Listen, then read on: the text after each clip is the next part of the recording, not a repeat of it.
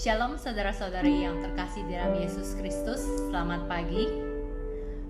Pada bulan yang baru ini, minggu pertama Desember, mari kita dengan hati yang siap dan dengan penuh sukacita, kita masuk ke hadirat-Nya.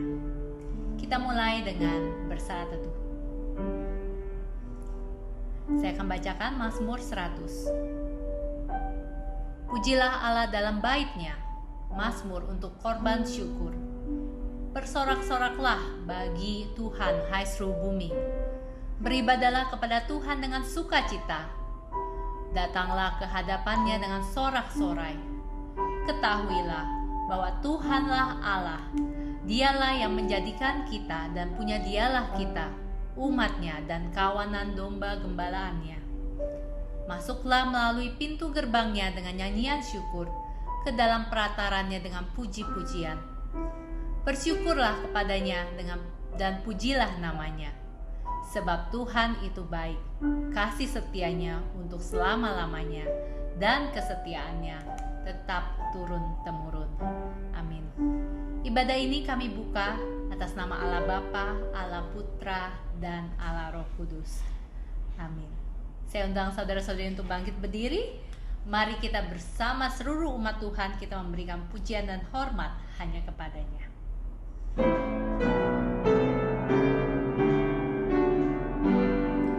Hormat bagi Allah Bapa, hormat bagi Anak-Nya, hormat bagi Roh Kudus, ketiganya yang esa. Haleluya, haleluya, ketiganya yang esa. Hormat bagi Raja Surga, Tuhan kaum manusia. Hormat bagi Raja Gereja di seluruh dunia. Haleluya, haleluya, di seluruh dunia.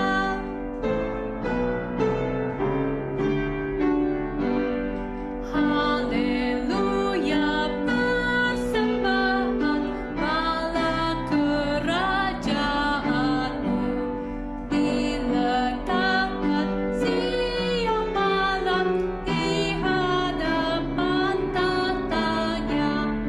Haleluya, haleluya, di hadapan tatanya. Mari kita satu dalam doa. Ya Allah kami yang berkuasa, Allah yang setia, Allah yang memegang janji-janji, kami mengucap syukur ya Tuhan. Di saat ini kami memasuki bulan ke-12, bulan Desember di tahun ini. Kami mengucap syukur atas pemeliharaan penyertaan-Mu bagi kami. Dan pada saat ini ya Tuhan, kami dengan rendah hati dan dengan penuh sukacita, kami mau datang Tuhan, untuk boleh diperlengkapi, untuk boleh bersama-sama memuji-Mu. Kiranya Tuhan yang boleh sertai ibadah kami, biarlah kami boleh memiliki sikap hati yang benar ya Tuhan, tunduk kepadamu ya Tuhan. Kami serahkan ibadah ini hanya di dalam nama Tuhan Yesus kami telah berdoa. Amin. Mari saudara-saudari dengan bersama seluruh umat-Nya, kita mengikrarkan pengakuan iman rasuli. Aku percaya kepada Allah, Bapa yang Maha Kuasa, Khalik langit dan bumi, dan kepada Yesus Kristus, Anak-Nya yang tunggal Tuhan kita, yang dikandung dari Roh Kudus, lahir dari anak darah Maria, yang menderita sengsara di bawah pemerintahan Pontius Pilatus, disalibkan, mati dan dikuburkan, turun ke dalam kerajaan maut. Pada hari yang ketiga, bangkit pula dari antara orang mati, naik ke surga, duduk di sebelah kanan Allah, Bapa yang Maha Kuasa. Dan dari sana Ia akan datang untuk menghakimi orang yang hidup dan yang mati. Aku percaya kepada Roh Kudus, gereja yang kudus dan am, persekutuan orang kudus, pengampunan dosa, kebangkitan daging, dan hidup yang kekal. Amin. Kembali kita memberikan hormat hanya kepadanya hormat diberi.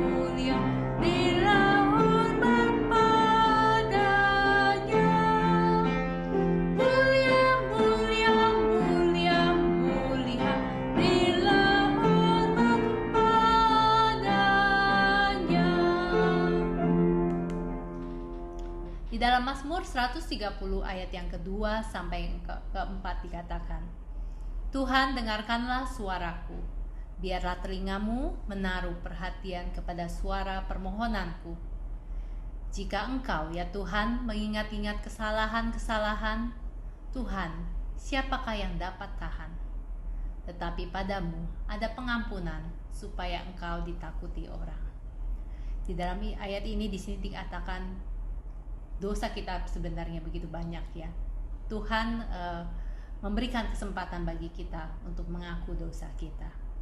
Mari saudara-saudari, saat ini kita mengambil waktu untuk berdoa meminta pengampunan dosa. Ya Tuhan Yesus, kami sadar ya Tuhan, jikalau Engkau mengingat kesalahan kami, menghitung dosa kami, begitu banyaknya ya Tuhan.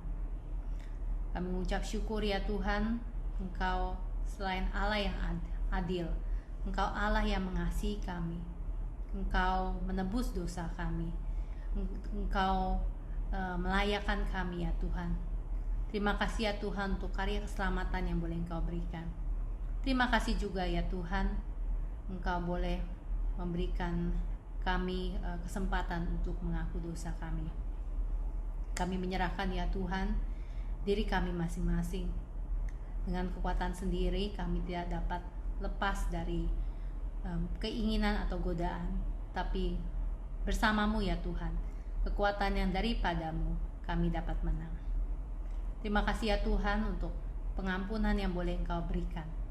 Tolong kami ya Tuhan untuk terus setia dan taat. Hanya di dalam nama Tuhan Yesus kami telah berdoa. Amin. Silakan duduk saudara-saudari. Pada pagi hari ini kita akan membaca pembacaan Alkitab diambil dari Efesus 1 ayat yang ketiga sampai yang ke-10. Efesus 1 ayat yang ketiga sampai yang ke-10. Terpujilah Allah dan Bapa Tuhan kita Yesus Kristus, yang dalam Kristus telah mengaruniakan kepada kita segala berkat rohani di dalam surga. Sebab di dalam Dia Allah telah memilih kita sebelum dunia dijadikan, supaya kita kudus dan tak bercacat di hadapannya.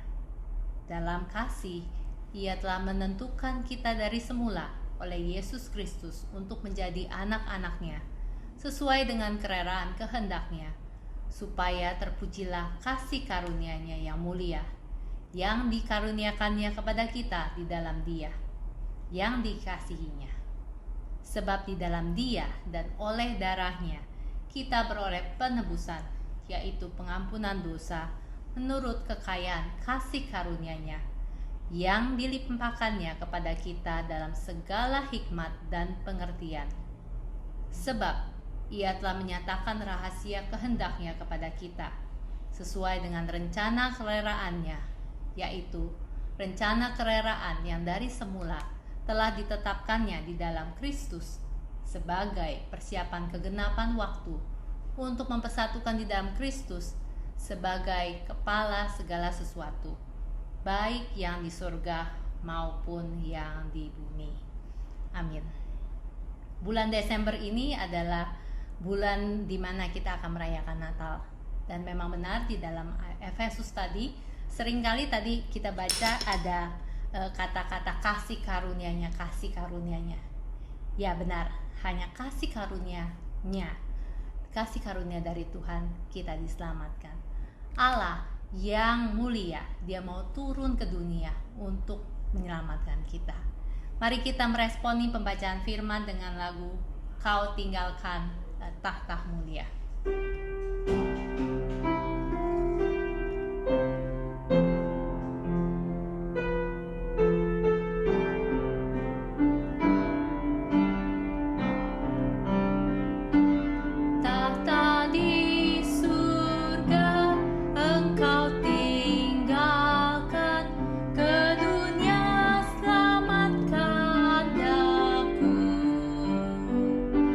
Tapi tak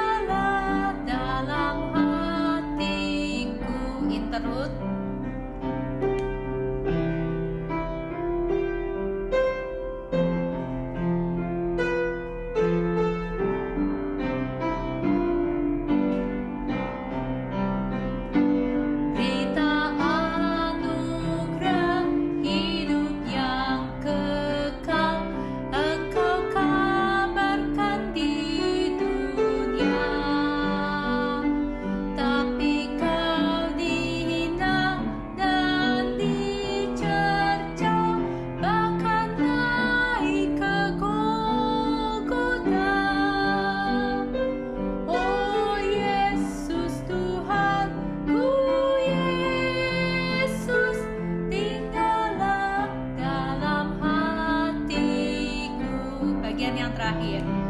Dalam mulia kau tampak di surga, nafiri pun berbunyilah.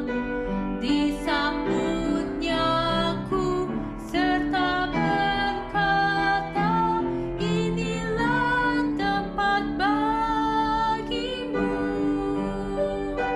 Betapa senang hatiku waktu bertemu denganmu. Ya, begitu indah pada saatnya nanti kita akan bertemu dengan Tuhan kita. Namun saudara-saudari, selama kita di dunia ini, Tuhan memberikan kita kesempatan untuk berkomunikasi dengannya melalui doa. Mari saudara-saudari kita berdoa syafaat. Ya Tuhan, kami mengucap syukur ya Tuhan untuk kesempatan, untuk hak yang boleh Engkau berikan bagi kami untuk berkomunikasi secara langsung kepadamu. Terima kasih ya Tuhan, Engkau Allah yang mendengar doa kami. Ya Tuhan, pada saat ini kami terus mendoakan untuk bangsa dan negara Indonesia ini, bahkan untuk dunia ini ya Tuhan, di masa di mana kami mendengar kabar ada varian baru ya Tuhan dari COVID. Kami terus menyerahkan ke dalam tangan-Mu pemerintah maupun juga para ahli, para dokter, para peneliti. Kiranya Tuhan berikan hikmat di dalam menemukan obat yang tepat. Biarlah pemerintah boleh dengan cepat boleh mengobati atau mengatur flow bagi para penderita untuk boleh dirawat di rumah sakit. Kami juga terus mendoakan ya Tuhan, belas kasihan-Mu ya Tuhan pada dunia ini ya Tuhan. Hampir 2 tahun ya Tuhan kami memasuki pandemi ini. Kami mau menyerahkan ya Tuhan, terus Engkau yang boleh memberikan beranugerah ya Tuhan. Tuhan yang boleh memberikan hikmat bagi orang-orang, bagi pemimpin-pemimpin ya Tuhan di dalam menangani ini. Kami menyerahkan untuk Indonesia, di mana mungkin ada sebagian penduduk atau mungkin kami sendiri rasa khawatir atau takut karena varian baru ini. Biarlah ya Tuhan Engkau memberikan kami kepercayaan, biarlah Engkau memberikan kami harapan, biarlah Engkau menjadi harapan bagi kami, biarlah kami boleh berpegang kepadamu selalu. Ya Tuhan, kami juga terus mendoakan untuk pembangunan gereja, Tuhan yang terus sertai ya Tuhan, di mana kami sudah mulai menentukan untuk cat dinding, untuk segala interior yang ada di dalamnya ya Tuhan. Biarlah ini bukan kehendak kami atau majelis atau sebagian orang, tapi biarlah kehendak-Mu ya Tuhan. Dan biarlah ini menjadikan kami dapat melihat penyertaan-Mu ya Tuhan di dalam pembangunan gereja. Kami rindu ya Tuhan Kau juga boleh membangun rohani kami masing-masing, kami yang masih beribadah online di rumah. Tuhan yang terus memberikan kami kerinduan, Tuhan yang memberikan rasa takut akan-Mu ya Tuhan. Biarlah kami boleh mengikuti setiap ibadah maupun aktivitas yang diadakan dengan penuh antusias, dengan penuh hikmat. Kami juga menyerahkan kami yang mungkin pada saat ini sedang banyak masalah yang dihadapi, pergumulan ataupun kesehatan kami yang tidak baik ya Tuhan. Kiranya Tuhan yang boleh menyertai, Tuhan yang boleh pegang tangan kami, Tuhan yang boleh memimpin kami untuk menyelesaikan banyak hal ini. Kami serahkan ya Tuhan pokok doa ini hanya di dalam nama Tuhan Yesus kami telah berdoa. Amin. Ya saudara-saudari, sebelum kita mendengarkan firman Tuhan, saya akan membacakan Mazmur 130 ayat yang kelima, lanjutan dari ayat yang tadi kita bacakan. Di sini dikatakan, aku menanti-nantikan Tuhan, jiwaku menanti-nanti, dan aku mengharapkan firman-Nya. Biarlah ini menjadi suara hati kita, biarlah kita mengatakan, nyatakanlah kehendak-Mu ya Tuhan di dalam hati kita.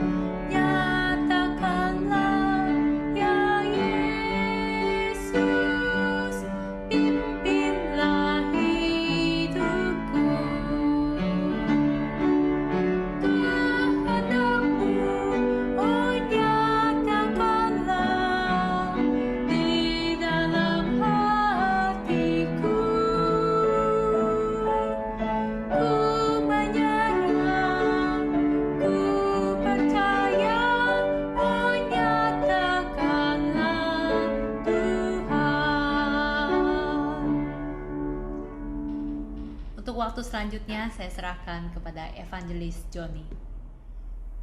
Selamat pagi saudara-saudara yang terkasih dalam Tuhan.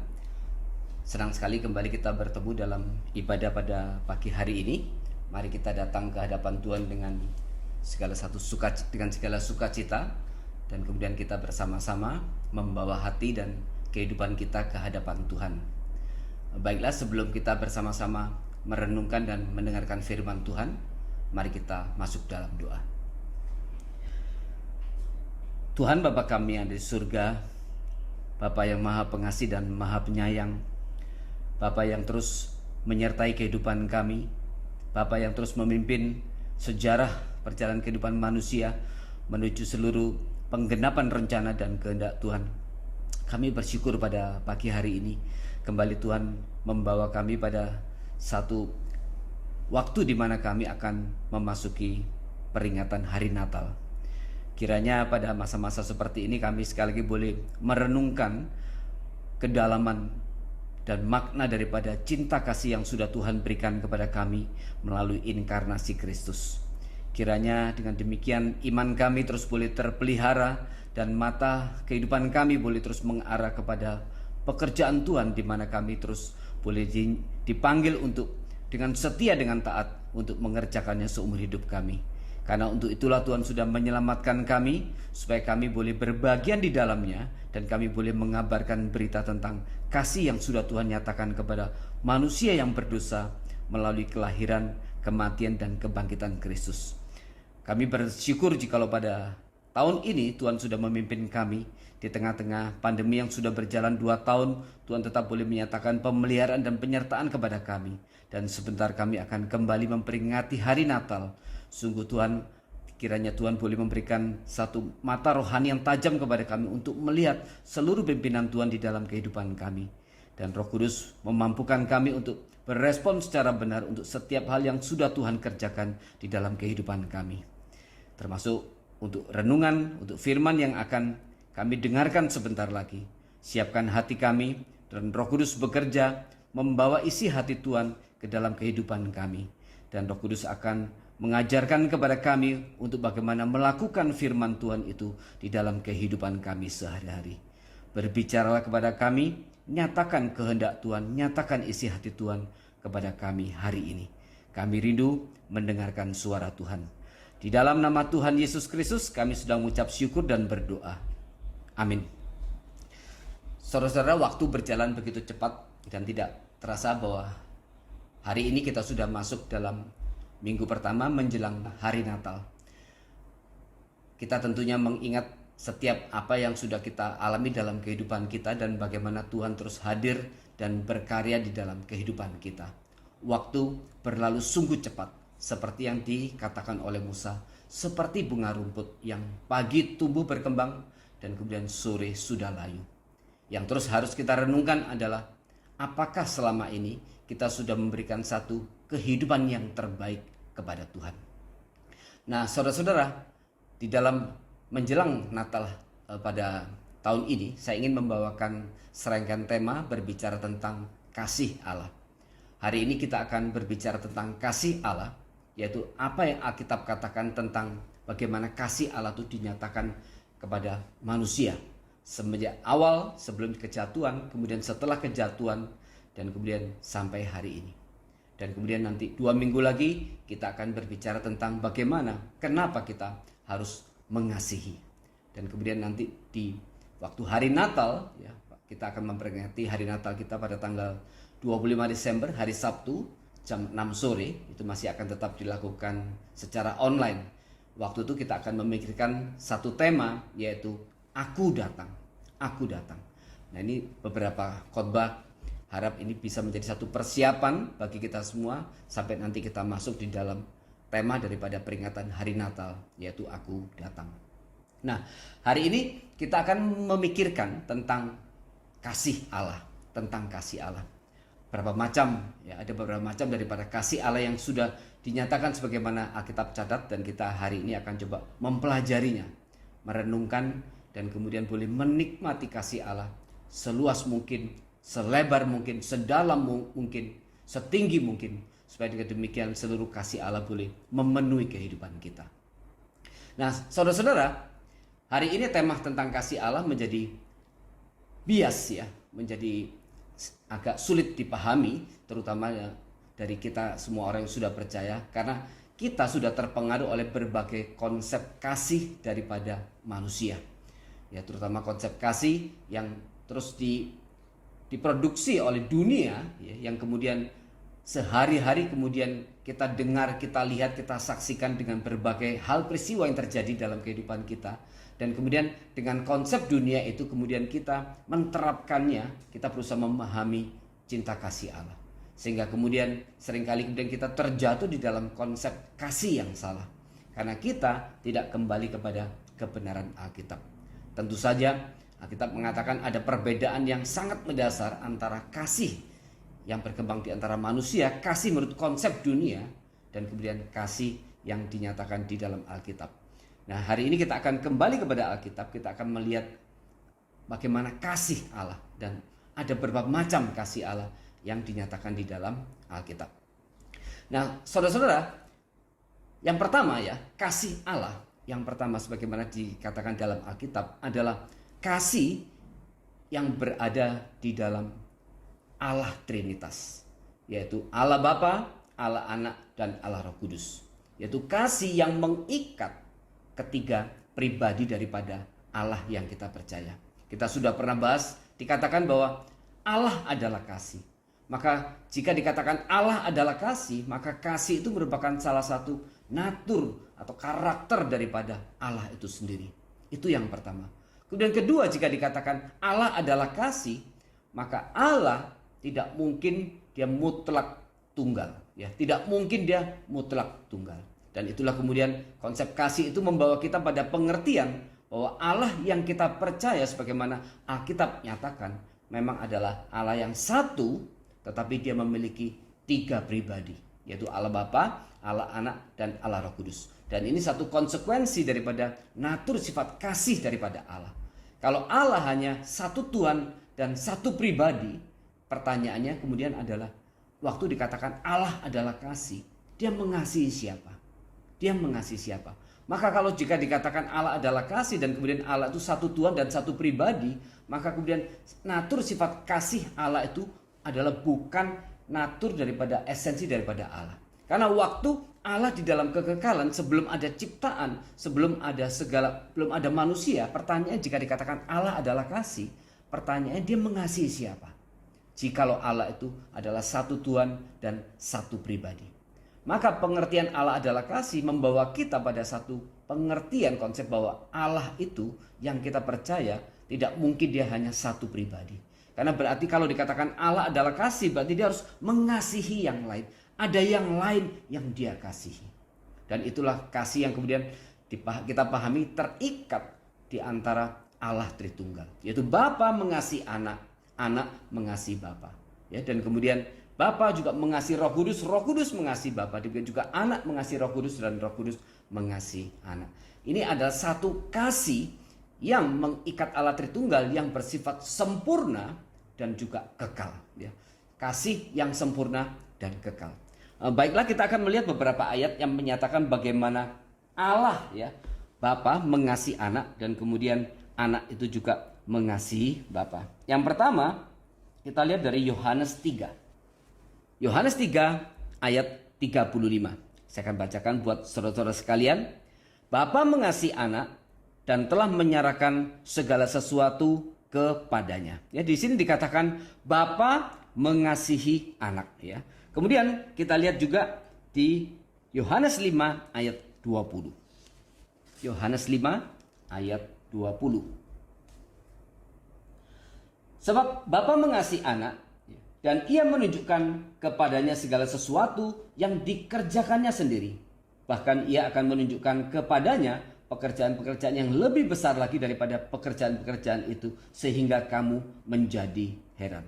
Yohanes mencatat sekali lagi bagaimana Bapa mengasihi Anak, ya. Bapa mengasihi Anak. Kemudian kita lihat Yohanes 10 ayat 17. Bapa mengasihi aku, ya. Yesus berkata, Bapa mengasihi aku oleh karena aku memberikan nyawaku untuk menerimanya kembali. Nah, saudara, ayat yang baru saja kita baca, ini ada satu perbedaan dengan ayat sebelumnya. Kalau tadi dikatakan Bapa mengasihi anak itu adalah kasih yang dinyatakan di dalam kekekalan. Jadi semenjak kekekalan, Bapa sudah mengasihi anak. Nah, saudara, apa maksudnya kekekalan? Bahwa Bapa dan anak ya sudah terikat dalam satu kasih semenjak dari kekekalan. Maksudnya adalah tidak ada satu situasi di mana Bapa tidak mengasihi anak. Dan juga tidak ada satu waktu di mana anak tidak mengasihi Bapa. Karena itu dikatakan bahwa kasih di dalam intra ya, di dalam Trinitas ini adalah bersifat kekal. Jadi tidak ada kondisi, tidak ada waktu di mana sebelumnya Bapa dan anak tidak saling mengasihi.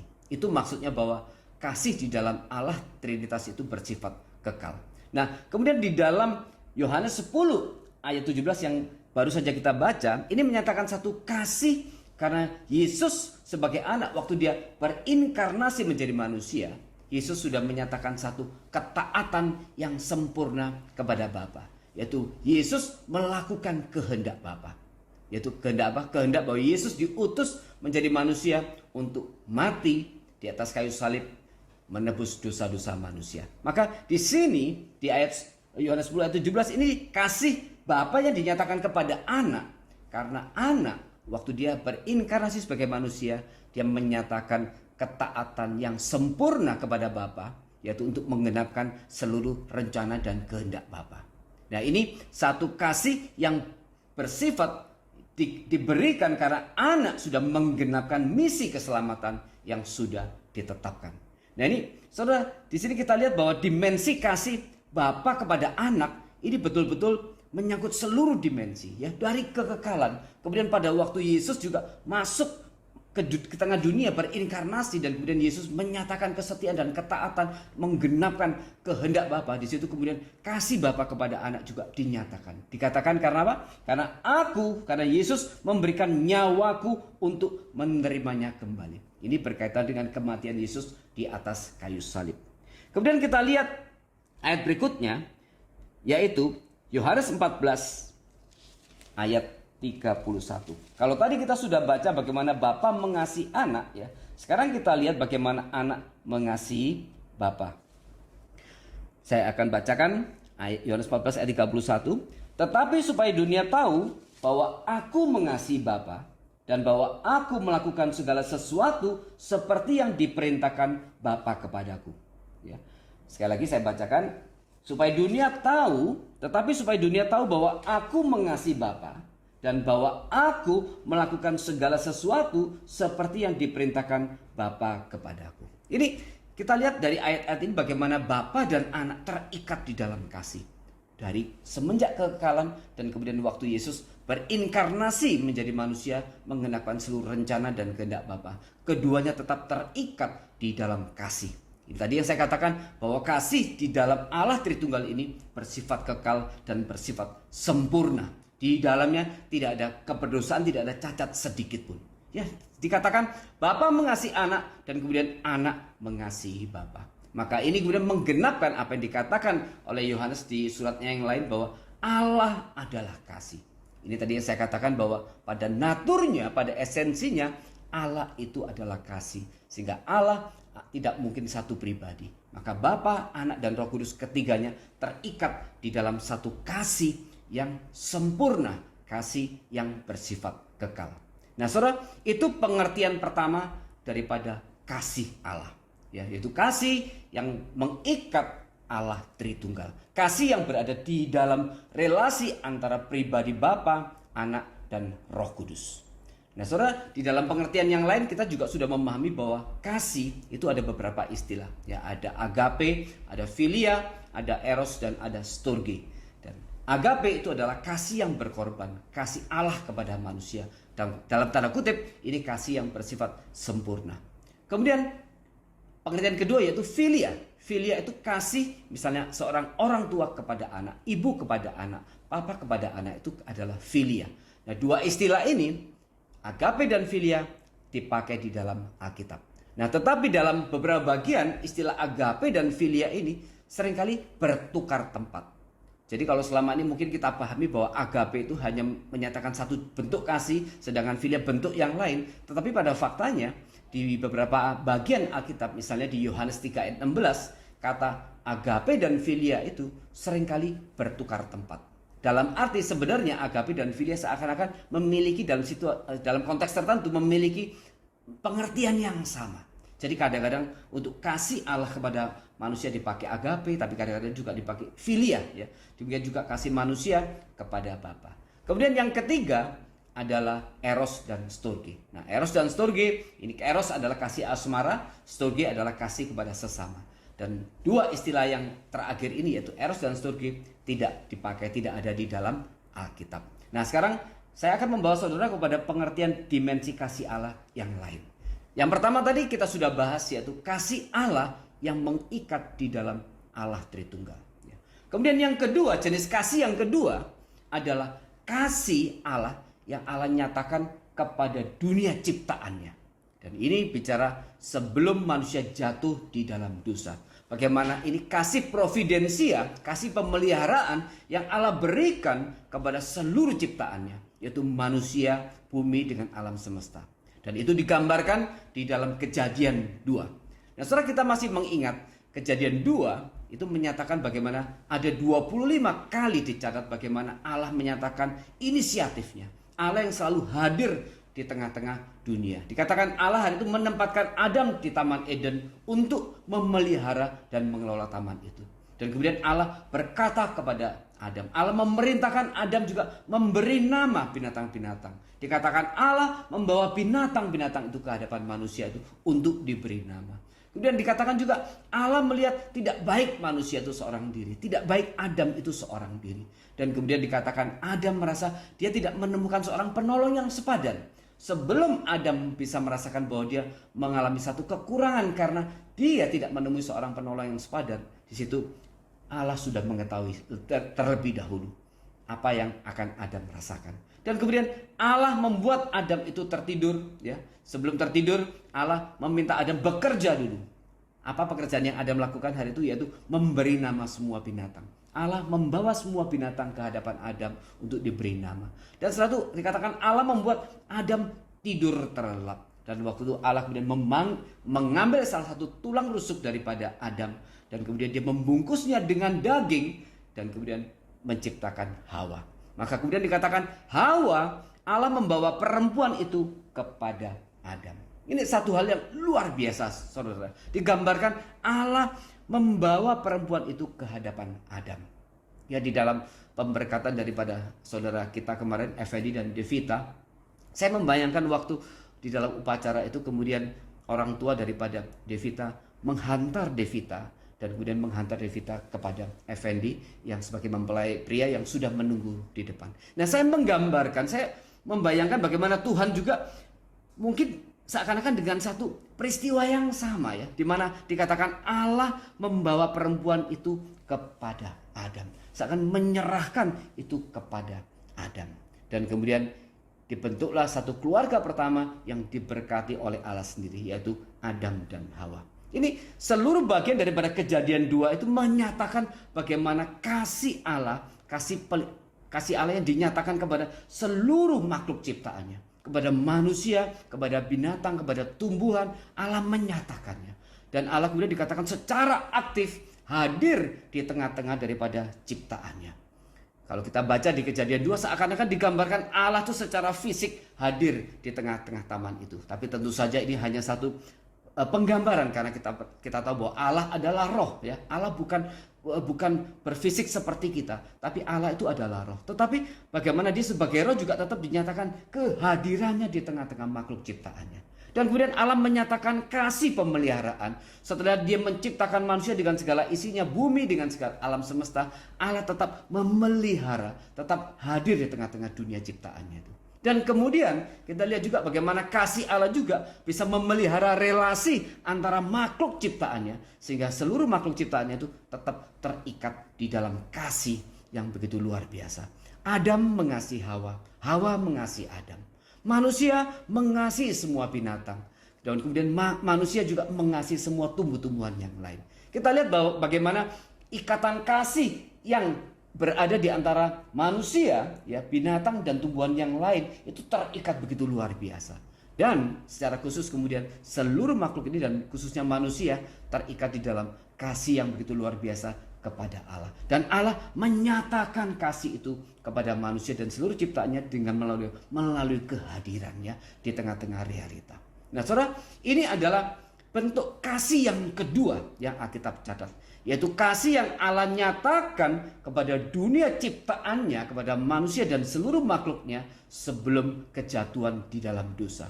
Dan kemudian kasih itu juga yang mengikat seluruh ciptaannya, manusia di antara manusia, dan kemudian manusia dengan ciptaan-ciptaan yang lain tetap terikat di dalam kasih. Dan juga kalau kita lihat di dalam peristiwa Kejadian 2, itu dikatakan bahwa antar binatang pun mereka tidak ada permusuhan, dan manusia dan binatang pun tidak ada permusuhan. Itu kasih yang terikat di antara seluruh makhluk ciptaan. Nah, ini adalah macam kasih yang kedua yang dicatat di dalam Alkitab, yaitu kasih sebelum dunia jatuh di dalam dosa. Nah, kemudian manusia akhirnya jatuh dalam dosa. Dan kemudian dosa mempengaruhi seluruh ciptaan, seluruh realita ciptaan. Maka kemudian pasca air bah, kita lihat bahwa hubungan antara manusia sudah begitu akhirnya sangat memprihatinkan. Setelah manusia jatuh dalam dosa, maka kemudian relasi kasih antara Adam dan Hawa yang sudah tadinya begitu luar biasa, begitu indah, kemudian langsung rusak.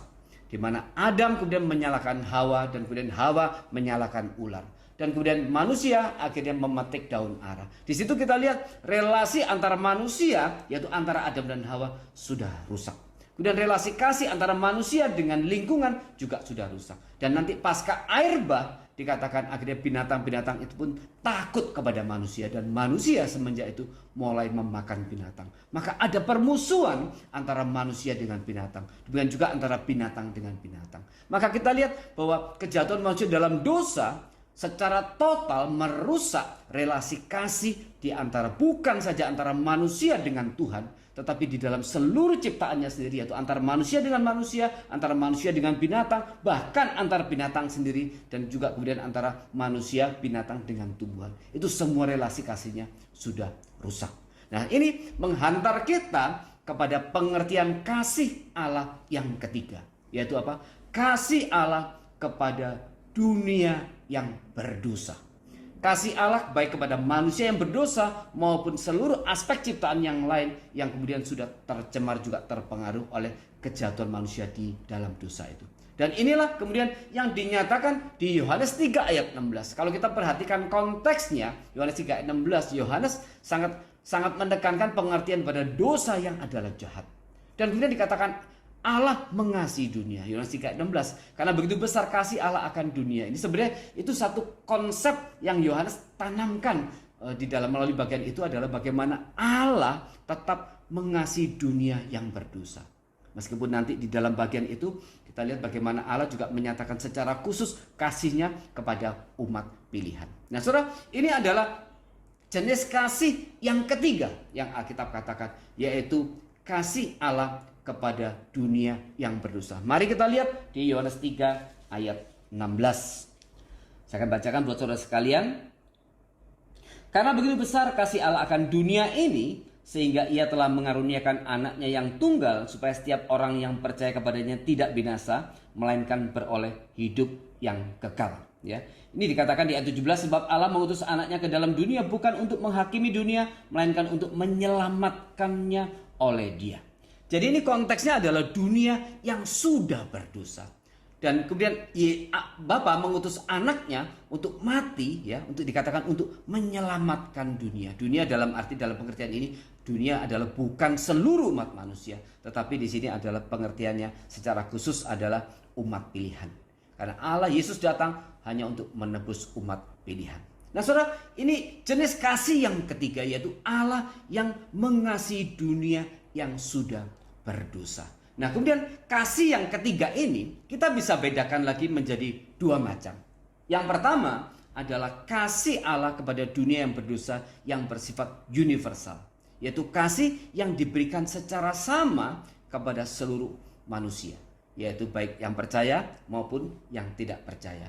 Misalnya Allah menyatakan kasih kepada dunia, kepada seluruh umat manusia dengan cara apa? Misalnya dia tetap memelihara, menopang alam semesta.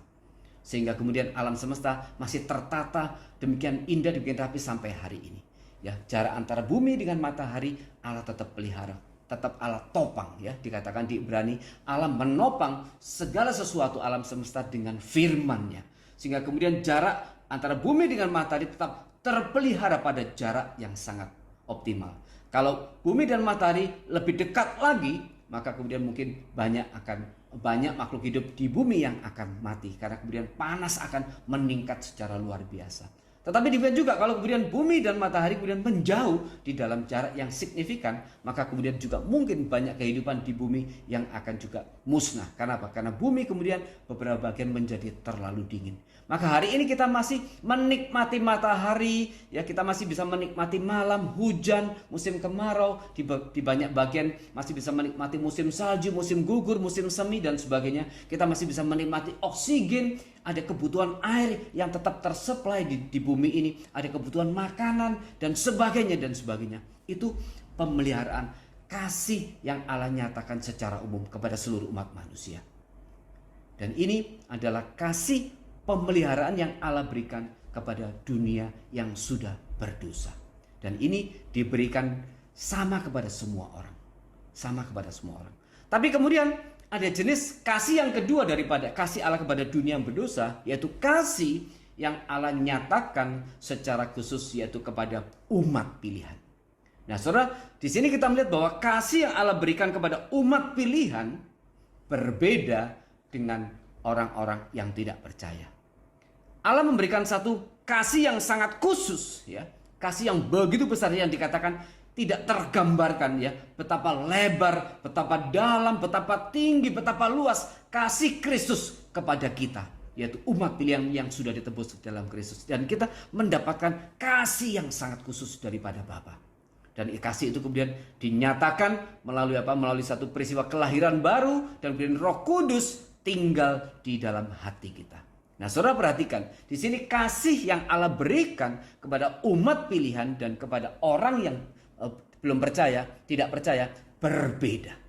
Sangat berbeda. Dan di sini kita lihat di sepanjang Alkitab digambarkan betapa Allah begitu mengasihi umatnya, yaitu umat percaya, dan Allah memberikan satu penyertaan yang sangat khusus yang tidak Allah berikan kepada orang lain yang belum percaya kepada Kristus. Setidaknya apa? Dengan kehadiran Roh Kudus. Dikatakan Roh Kudus itu sebagai satu materai yang menjadi satu tanda bahwa kasih Allah secara khusus, yaitu kasih keselamatan, itu diberikan kepada umat pilihan. Dan itu tidak diberikan kepada orang lain yang belum percaya. Berarti kasih Allah di sini dinyatakan sangat berbeda kepada umat pilihan dan kepada umat non pilihan. Dan kalau kita lihat misalnya di dalam kisah dalam perjanjian lama dikatakan Allah memilih Israel. Nah, saudara perhatikan, di antara semua bangsa yang ada di muka bumi ini, kemudian Allah di dalam kedaulatannya memilih Israel. Dan bukan karena faktor-faktor yang ada di dalam diri daripada umat Israel, tidak. Dikatakan, bukankah engkau bangsa yang terkecil? Ya, bukankah engkau bangsa yang terkecil? Bukan karena engkau besar, aku memilih engkau. Bukankah engkau sebagai bangsa yang terkecil? Dan kalau kita lihat kemudian dalam seluruh perjalanan daripada sejarah Israel, waktu mereka berjalan bersama dengan Allah, Israel terus memberontak. Dan ini menjadi satu gambaran bagaimana Allah menyatakan satu kasih yang sangat khusus, yang sangat spesial kepada umat pilihan. Dan kita bisa lihat itu gambarannya baik dalam perjanjian lama maupun dalam perjanjian baru. Allah mengasihi gereja. Bahkan relasi antara Allah dengan gereja itu digambarkan seperti mempelai laki-laki dan mempelai perempuan.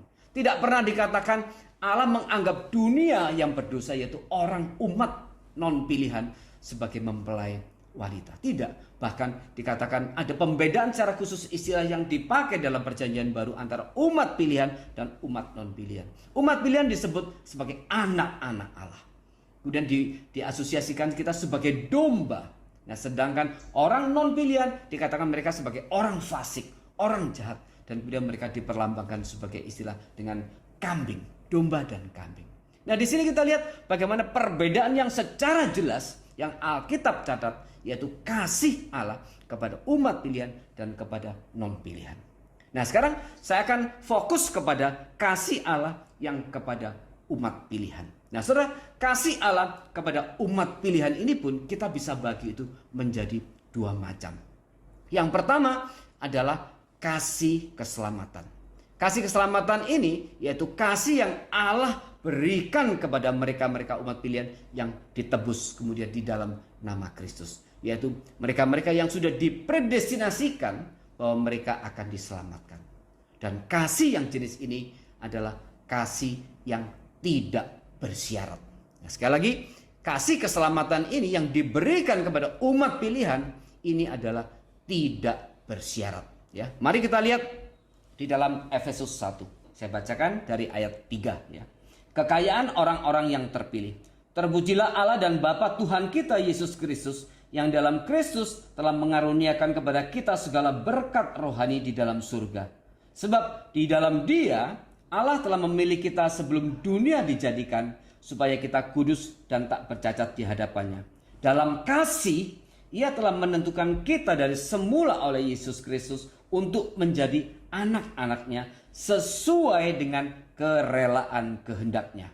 Supaya terpujilah kasih karunia-Nya yang mulia yang dikaruniakannya kepada kita di dalam Dia yang dikasihinya.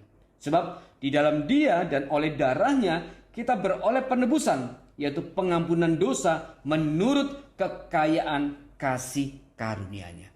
Soalnya di sini diulang sampai 2 kali, yaitu kita dipilih, dikasihi menurut kekayaan kasih karunia Tuhan, menurut kerelaan kehendaknya. Bukan karena saya baik, bukan karena saudara baik, sehingga kemudian Allah memilih menyelamatkan kita.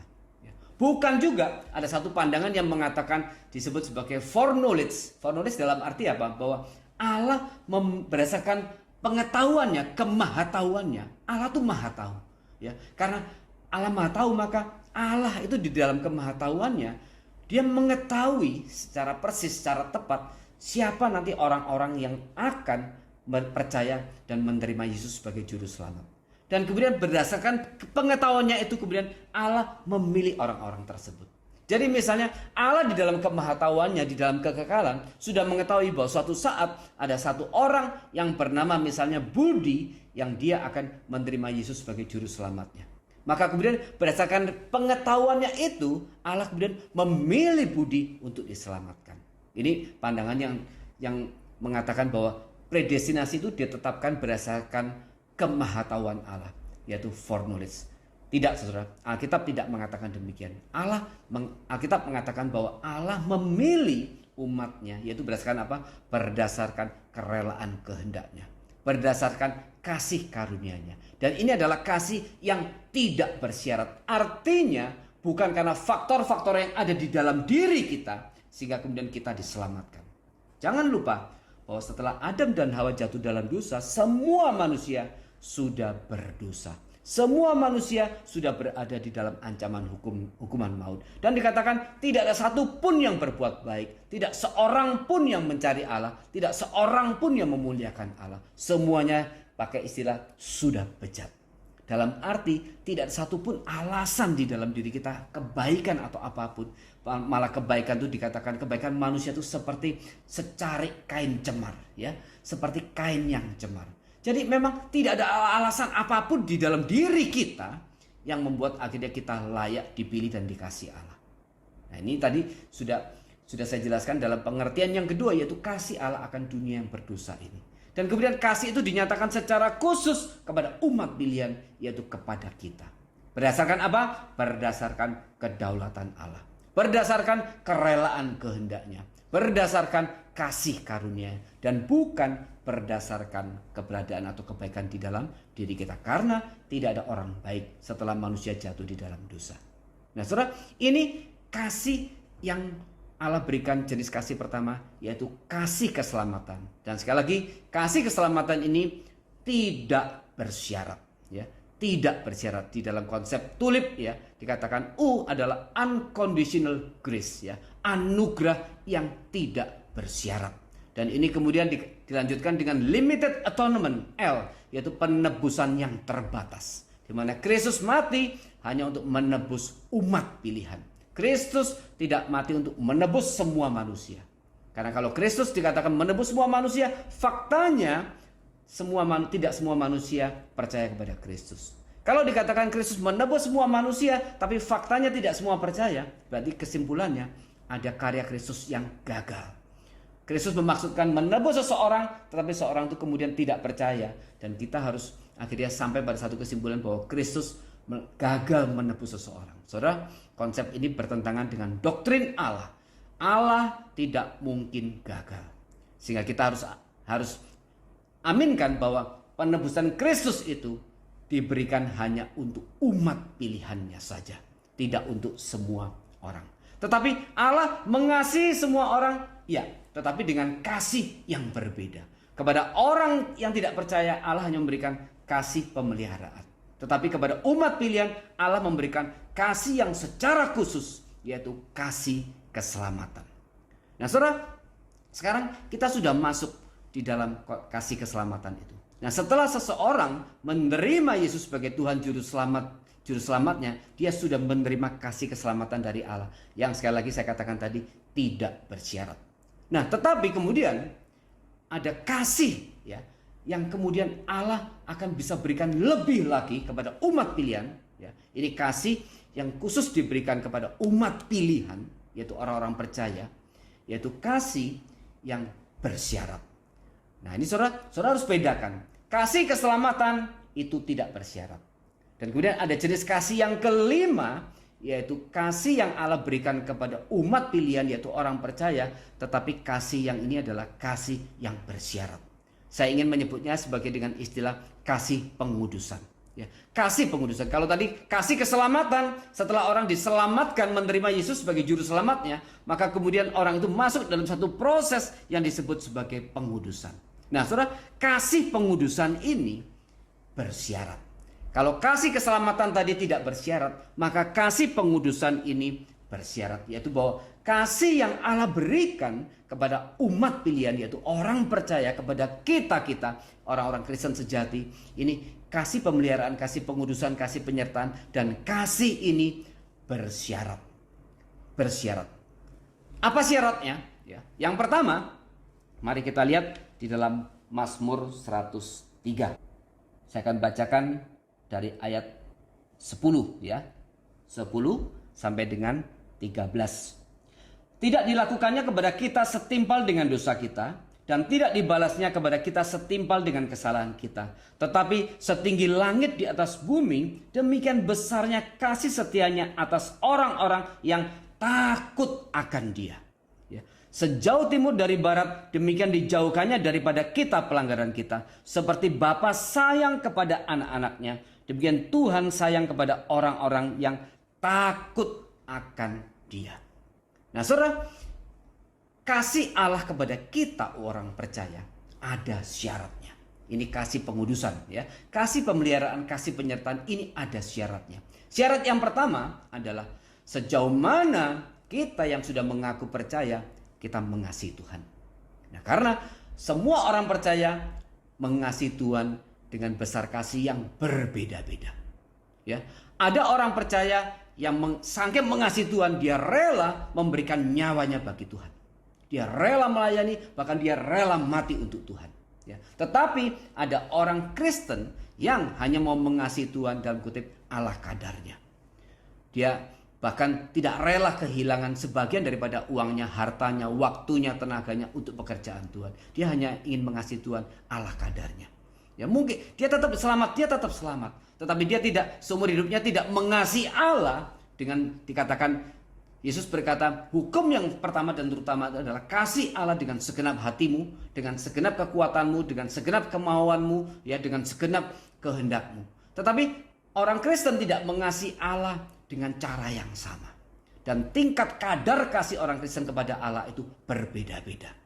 Maka di sini kemudian orang kita yang mengasihi Allah dengan sungguh-sungguh, saya percaya kita juga akan menikmati kasih yang luar biasa dari Allah.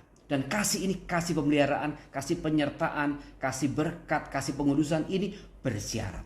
Jikalau kita betul-betul sungguh-sungguh mengasihi Bapa, mengasihi Allah, maka saya percaya kita juga akan menikmati kasih yang lebih besar lagi dari Allah.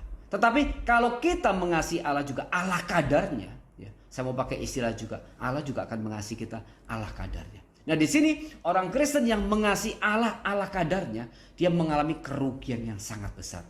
Karena dia tidak akan bisa menikmati kasih Allah yang luar biasa yang Allah berikan kepada orang-orang yang takut akan Tuhan. Orang-orang yang begitu taat sama Tuhan. Orang yang betul-betul mengasihi Tuhan. Orang-orang yang betul-betul rela bahkan mati untuk Tuhan.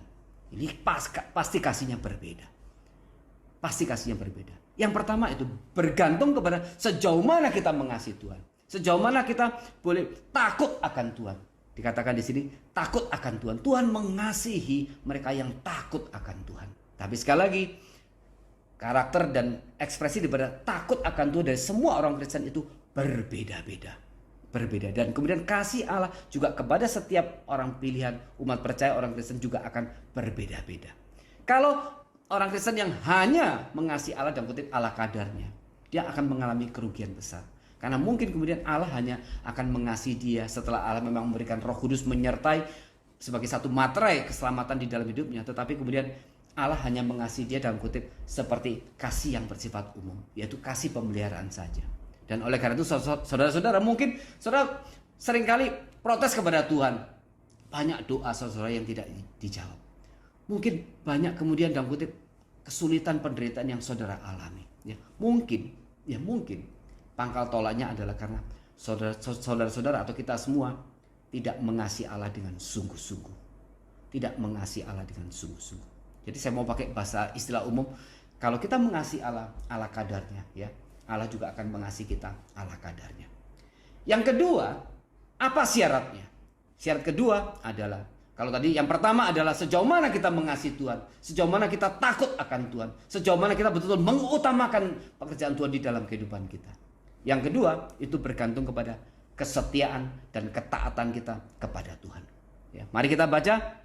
Kita lanjutkan di Mazmur tadi 103. Kita akan baca ayat 17 sampai 18. Tetapi kasih setia Tuhan dari selama-lamanya sampai selama-lamanya atas orang-orang yang takut akan Dia dan keadilannya bagi anak cucu. Bagi orang-orang yang berpegang pada perjanjiannya. Ya, dan yang ingat untuk melakukan titahnya. Perhatikan ayat 18. Bagi orang-orang yang berpegang pada perjanjiannya dan yang ingat untuk melakukan titahnya. Ini dikatakan kalau dalam istilah Yakobus, iman tanpa perbuatan adalah mati. Jadi sejauh mana kita setia dan taat kepada Tuhan, sejauh mana kita melakukan perintah-perintah Tuhan di dalam kehidupan kita sehari-hari. Semakin kita setia, semakin kita taat kepada Tuhan, maka kemudian kasih Tuhan kepada kita orang percaya juga akan semakin besar. Ya, itu syarat yang kedua. Syarat yang ketiga yaitu berdasarkan apa? Sejauh mana waktu kita mengasihi Tuhan, kita berkorban untuk Tuhan. Sejauh mana kita berani berkorban untuk Tuhan. Mari kita lihat di Matius 19 ya. Matius 19 saya akan bacakan dari ayat 27 ya. Ini perikopnya berjudul upah mengikut Yesus. Pertanyaan Petrus kepada Yesus. Ayat 27. Matius 19 ayat 27. Lalu Petrus menjawab dan berkata kepada Yesus, "Kami ini telah meninggalkan segala sesuatu dan mengikut Engkau. Jadi apakah yang akan kami peroleh?" Kata Yesus kepada mereka, "Aku berkata kepadamu sesungguhnya pada waktu penciptaan kembali, apabila Anak Manusia bersemayam di tahta kemuliaannya, kamu yang telah mengikut aku akan duduk juga di atas 12 tahta untuk menghakimi ke-12 suku Israel. Dan setiap orang," nah saudara perhatikan ayat 29. "Dan setiap orang yang karena namaku meninggalkan rumahnya, saudaranya laki-laki atau saudaranya perempuan, bapa atau ibunya, anak-anak atau ladangnya, akan menerima kembali 100 kali lipat dan akan memperoleh hidup yang kekal." Di sini Yesus berkata, semakin banyak pengorbanan yang kita berikan karena pekerjaan Allah, karena kita mengasihi Allah, di situ kemudian kasih Allah akan semakin besar diberikan kepada kita. Jadi kalau kita menjadi orang Kristen tidak berani berkorban apapun kepada Tuhan, tidak berani berkorban uang kita, waktu kita, tenaga kita, ya saudara, maka orang demikian juga akan menerima dalam kutip kasih yang ala kadarnya dari Tuhan. Karena Tuhan sekali lagi menuntut kasih jenis yang kelima ini, kasih kepada umat pilihan, kasih pengudusan, kasih penyertaan itu bersyarat. Itu bersyarat. Jadi bergantung kepada sejauh mana kita mengasihi Tuhan, sejauh mana kita takut akan Tuhan, sejauh mana kita mengutamakan Tuhan dalam kehidupan kita. Kedua, bergantung kepada sejauh mana kita setia dan taat kepada perintah-perintahnya. Yang ketiga, sejauh mana kita berkorban untuk Tuhan. Yang keempat, yang terakhir, bergantung apa? Bergantung kepada sejauh mana kita menggenapkan rencana dan kehendaknya yang diberikan kepada kita. Masih ingat bahwa Tuhan menyelamatkan kita. Tuhan sudah menetapkan ada satu tugas panggilan yang Tuhan berikan kepada setiap orang. Dan sejauh mana Tuhan akan mengasihi kita, Tuhan akan lebih mengasihi mereka-mereka yang seumur hidupnya berani mau menggenapkan seluruh rencana dan kehendaknya.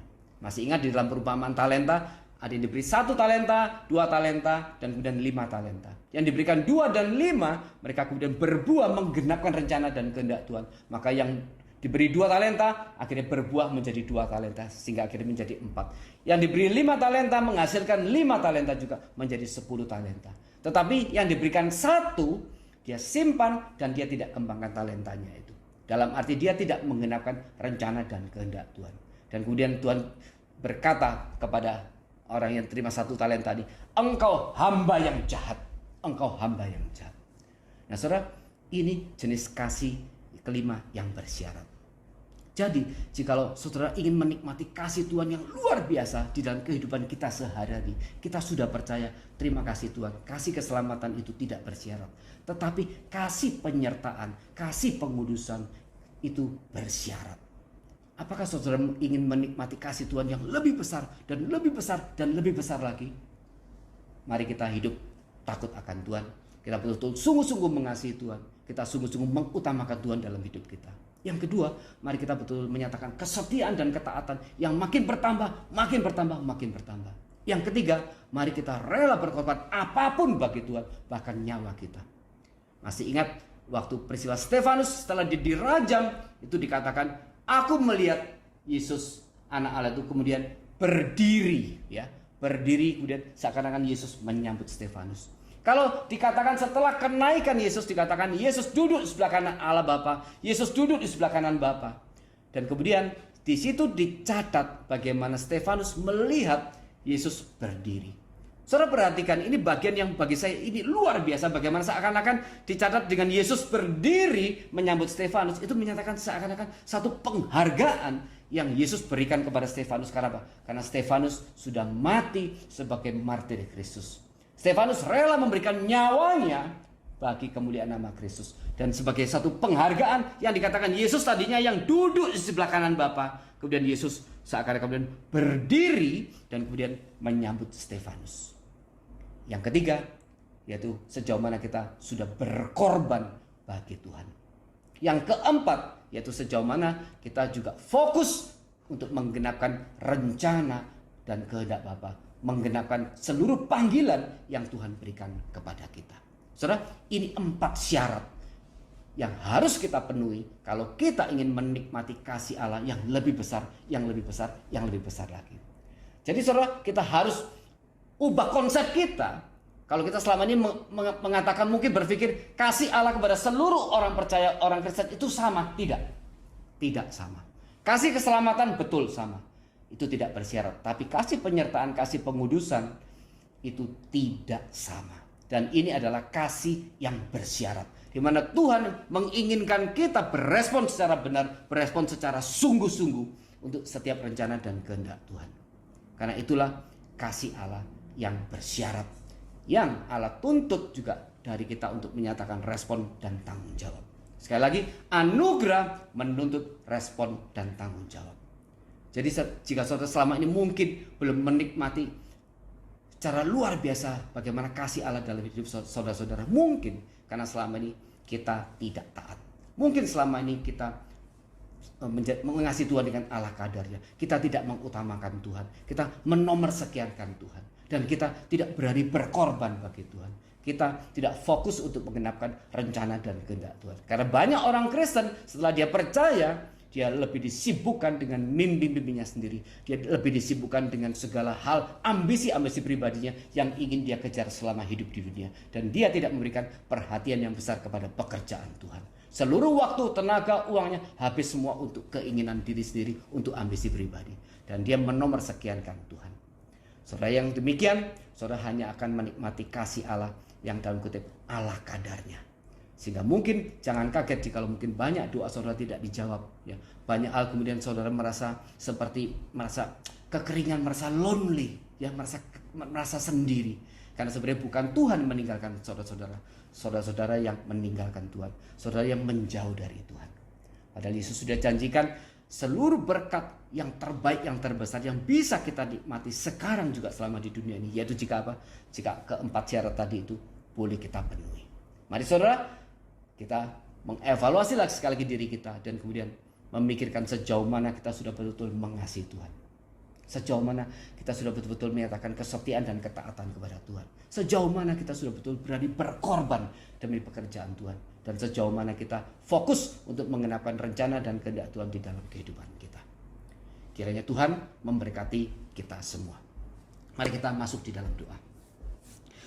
Tuhan, terima kasih Bapa untuk firman yang baru saja kami renungkan. Kami mengucap syukur jikalau Tuhan sudah menyatakan satu kasih yang begitu spesial, kasih yang begitu istimewa kepada kami, umat pilihan, yang sudah Tuhan pilih semenjak dari kekekalan sebelum dunia ada. Tuhan sudah menyatakan kasih kepada kami. Kami bersyukur untuk kasih keselamatan yang tidak bersyarat yang sudah Tuhan berikan kepada kami. Karena sebenarnya kami orang berdosa, kami tidak layak dikasih, kami tidak layak diselamatkan. Tapi Tuhan sudah menyatakan anugerah dan cinta kasih yang terbesar yang boleh kami terima. Dan kemudian ampuni kami jikalau setelah kami menerima kasih keselamatan itu kemudian kami tidak hidup sungguh-sungguh bagi Tuhan. Kami tidak sungguh-sungguh mengasihi Tuhan. Kami tidak sungguh-sungguh setia dan taat kepada Tuhan. Kami mengabaikan Tuhan dalam kehidupan kami dan kami lebih sibuk dengan segala mimpi-mimpi kami sendiri. Dan kemudian kami mengabaikan pekerjaan Tuhan, mengabaikan Tuhan dalam kehidupan kami.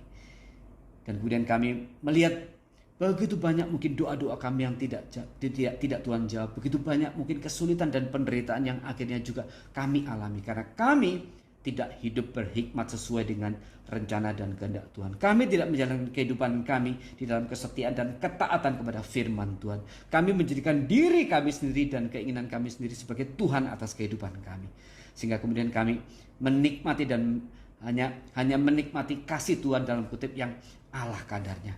Tuhan ampuni kami, ampuni kami. Sekarang kami ingin merubah kehidupan kami.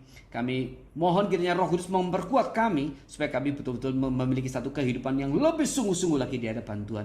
Lebih sungguh-sungguh mengasihi Tuhan. Lebih sungguh-sungguh mengutamakan Tuhan. Lebih sungguh-sungguh mengutamakan pekerjaan Tuhan. Lebih berani berkorban bagi Tuhan. Lebih setia dan taat kepada Tuhan. Dan betul-betul menjadikan hidup kami untuk fokus menggenapkan rencana dan panggilan Tuhan dalam kehidupan kami. Supaya dengan demikian kami boleh mengalami cinta kasih dan penyertaan Tuhan yang lebih besar, dan yang lebih besar lagi yang sudah Tuhan sediakan bagi kami semua. Terima kasih Bapak, sekali lagi mau serahkan setiap anak-anak Tuhan di tempat ini ke dalam tangan Tuhan. Tuhan mengerti isi hati mereka, Tuhan mengerti pergumulan mereka. Tuhan akan terus pertumbuhkan mereka sehingga mereka menjadi anak-anak Tuhan yang menggenapkan rencana dan kehendak Tuhan. Mereka menjadi anak-anak Tuhan yang akan menikmati cinta kasih yang terbaik yang bisa Tuhan berikan kepada mereka seumur hidup mereka. Dengan satu syarat, mereka juga memberikan satu kasih cinta yang terbaik, hidup yang terbaik hanya kepada Tuhan saja. Di dalam nama Tuhan Yesus Kristus kami sudah mengucap syukur dan berdoa. Amin. Saudara-saudari, mari kita meresponi firman yang boleh kita dengarkan dengan mengatakan, ya Tuhan, saya mau berserah. Dan biarlah pada saat ini kita juga boleh memberikan persembahan kepadanya.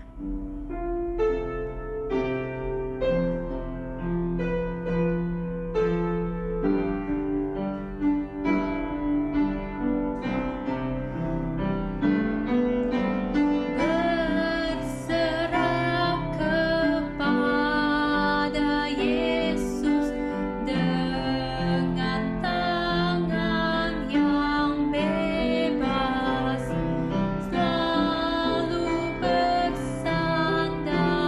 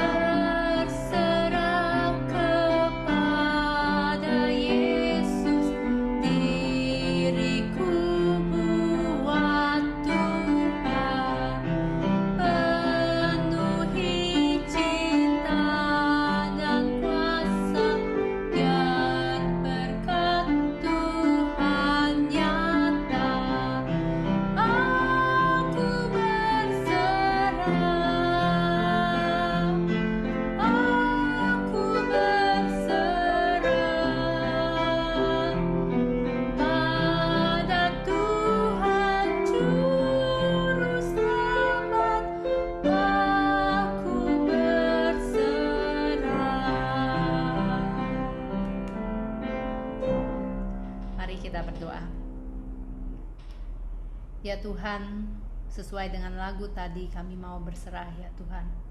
Kami mau menyerahkan hidup kami ke dalam tangan-Mu. Kami pada saat ini juga menyerahkan persembahan ya Tuhan. Kiranya ini menjadi persembahan yang harum ya Tuhan, yang berkenan di hadapan-Mu. Engkau yang boleh berkati ya Tuhan persembahan ini, biarlah boleh dipakai ya Tuhan untuk pekerjaan Tuhan. Tuhan, kami menyerahkan tangan-tangan yang mengelolanya ya Tuhan. Tuhan juga yang boleh menyertai setiap kami ya Tuhan, yang memberikan kami yang dengan suka hati ya Tuhan, berserah kepadamu. Tolong kami ya Tuhan untuk terus mau hidup, menyerahkan diri kami ke dalam tangan-Mu. Dalam nama Tuhan Yesus kami telah berdoa. Amin. Saudara-saudari, sebelum kita mengakhiri ibadah kita pada hari ini, kita akan menyanyikan satu buah lagu, Tuhan Pusakaku.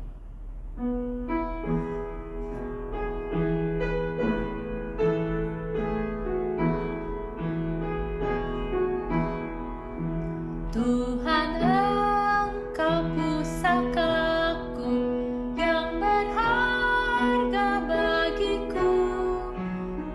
Kuatkan hamba selalu berjalan di sisi-Mu, berdekat padamu, berdekat padamu. Kuatkan hamba selalu berjalan di sisi-Mu. Ku tak minta harta dunia, barang yang nanti musnah. Tuhan, hanya anugerah-Mu itu cukup bagiku.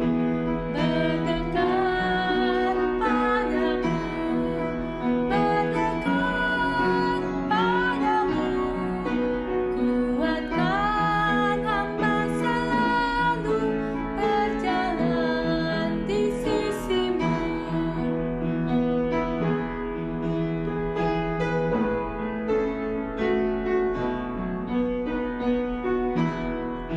Tuhan, pimpin hidup hamba dalam susah dan senang, hingga masuk pintu surga dan kekal serta Tuhan. Berdekat padamu, berdekat padamu. Kuatkan hamba selalu berjalan di sisi-Mu.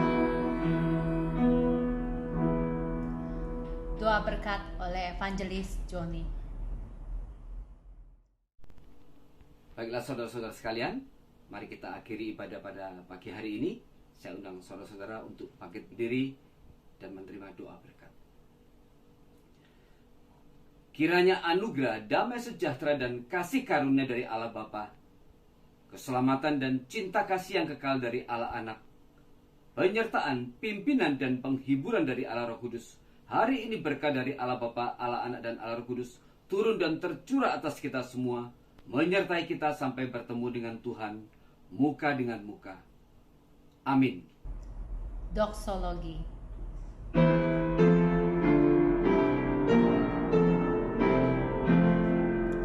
Puji Allah Bapa Putra, puji Allah Maha Kudus, ketiganya yang esa. Tuhan selamat sumber berkat.